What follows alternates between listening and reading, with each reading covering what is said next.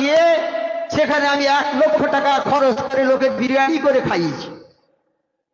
সেই কথা গল্প করছে।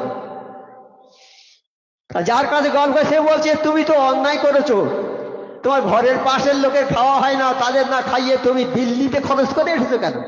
তোমার স্বভাব হবে? কিচ্ছু হবে না। বলে কি বলো কিচ্ছু হবে না? বলে কিচ্ছু হবে না।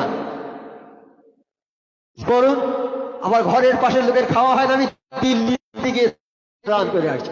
যদি সামর্থ্য থাকে বাড়ির লোককে খাওয়া দাও, তারপর বাইরের লোকের দাও। তাই বলেছে দান বাড়ি থেকেই শুরু হবে। কোনো একটা পয়সা মসজিদে দান করা, বা কোনো একটা পয়সা একটা গোলাম আজাদ করার জন্য দান করা, হ্যাঁ, কোনো একটা পয়সা ভিক্ষুককে দান করা, তার চেয়ে সর্বশ্রেষ্ঠ দান হবে ওই পয়সাটা যে তোমার ছেলের শিক্ষার জন্য দান করো। বাবা বুঝতে পেরেছেন? ওই পয়সাটা সেই জন্য বলে বাড়ি থেকে দান শুরু করতে হবে।